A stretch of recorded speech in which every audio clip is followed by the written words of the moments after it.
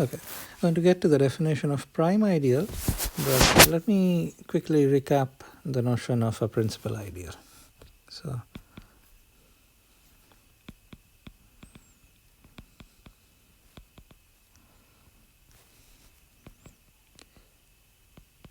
these are the simplest kind of ideals we saw. So again, R is going to be a commutative ring with R, commutative ring with identity 1. An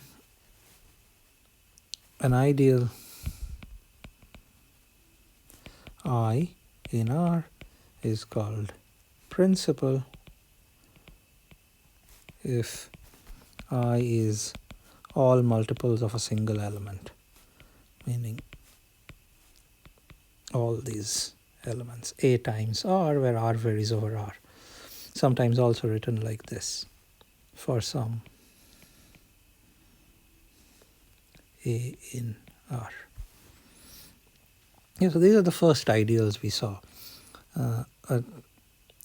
PID means every ideal is principal. R is PID if R is a domain in which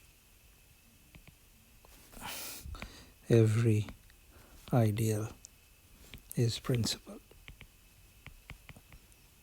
Example, Z one variable polynomial ring with coefficients in a field. Yeah, so the examples that we first studied, they're all ideals in there look like that. This A is called a generator. If I equals AR, we say A is a generator for I. I just want to make one little observation. This generator is basically unique up to a unit. This is a little exercise, if you wish. If I is an ideal in R, and A and A prime are two generators for I, meaning I is all multiples of A, also all multiples of A prime, then A is a unit multiple of A prime for some unit U in R. Remember, unit means invertible. An element is unit in the ring if U inverse exists in R. Okay.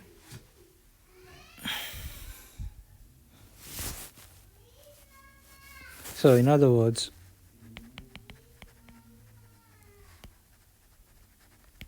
generators for principal ideals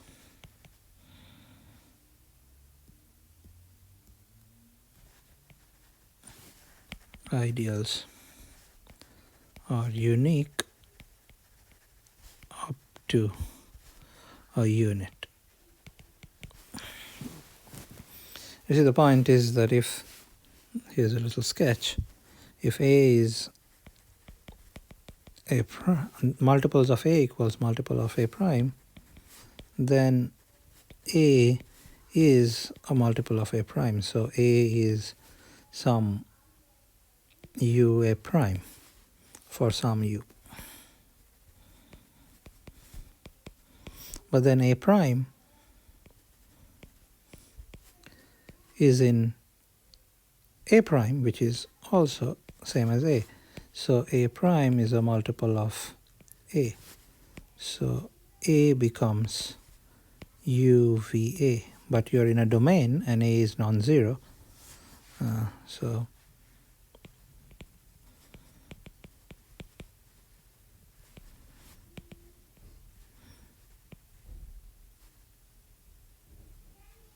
UV equals 1, so U is a unit.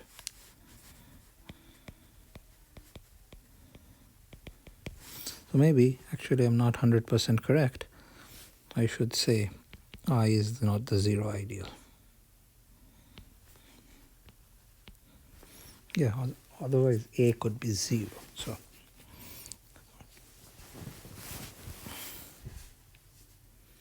all right. So that's pretty much what I wanted to recall about principal ideals. Armed with that, I want to talk about divisibility. Divisibility. First among elements, then among ideals. Divisibility in a ring. So if you have two elements in a ring, you say A divides B if, this is very straightforward, if there is a C in R such that B is AC. More precisely, I should say A divides B in R if, yeah. So I should say in R because, for example, 3 divides 6 in Z. 3 does not divide 5 in Z. But if you go to Q, then 3 does divide 5 in Q. So it depends which ring I'm talking about, because 5 over 3 is an element of Q, but it's not an element of Z. Yeah. So that's the notion of divisibility that we know, and we have played with that quite a bit.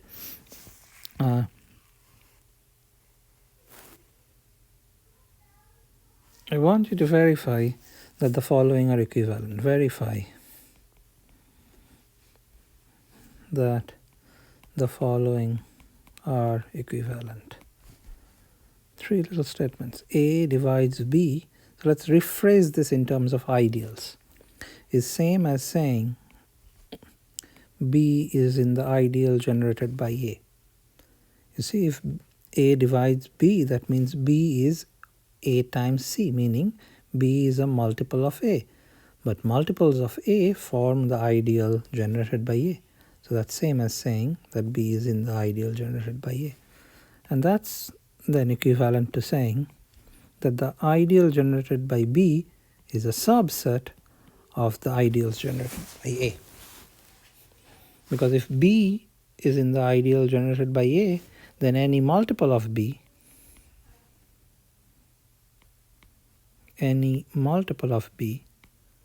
is also in the ideal generated by A. But all these multiples is what makes up the ideal generated by B. So that tells you that all these guys are in the ideal generated by A.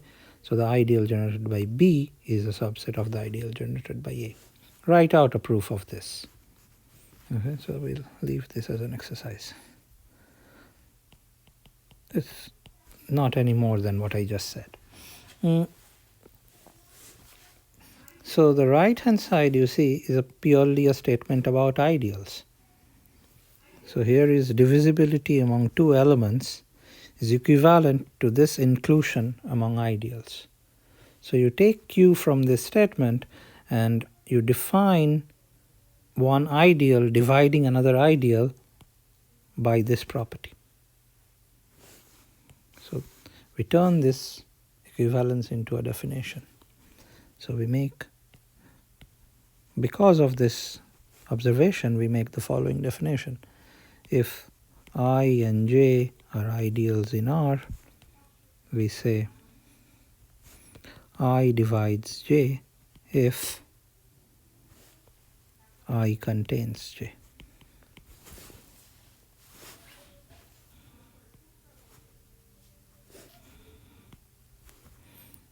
Okay. So if you reduce this to principal ideals, it says that the ideal A divides ideal B if A contains B, but that's same as saying A as an element dividing B. Yeah. So this is a good definition because of this equivalence.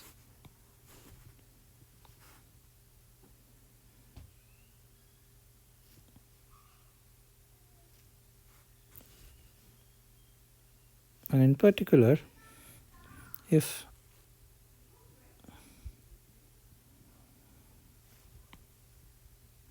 if you give me an element, we'll make one more definition. If B is an element of R and I is an ideal,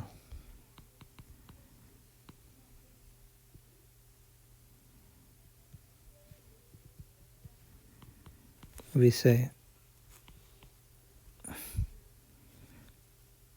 I divides B if I divides the ideal B, i.e.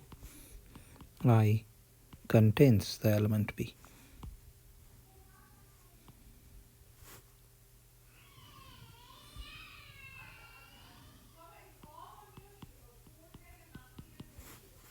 Okay, so again you check, verify.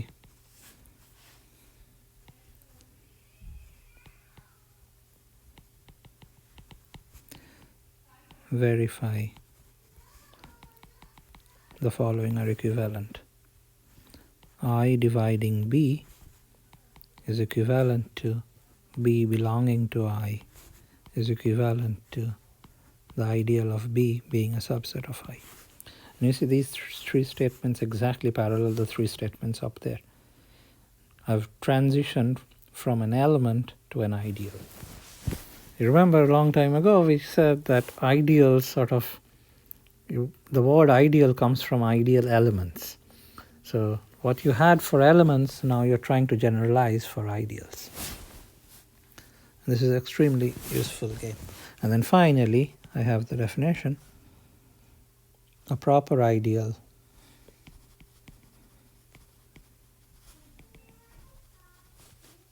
P in R is called a prime ideal if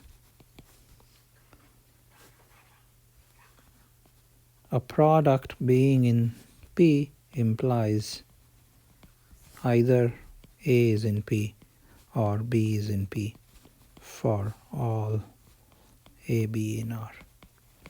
And this might look a little strange, but if you use this notion of divisibility among ideals, then it becomes the following statement. In terms of divisibility, in terms of the definition we just introduced, in terms of above notion of divisibility,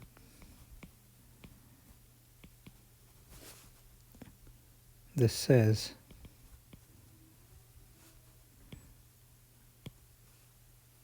we can rephrase this definition as follows. P is prime if whenever P, see AB in P is amounts to saying P divides AB. This equivalence up here. So whenever P divides AB, then P divides A or P divides B for all AB in R. So now this definition looks exactly like the definition, the key defining property of a prime number. So those prime ideals do generalize prime numbers, and we will give some examples next time and play with this definition some more. And there are all these little equivalences, and they do take some time to get used to. So I think doing these little exercises that we mentioned would really, really help.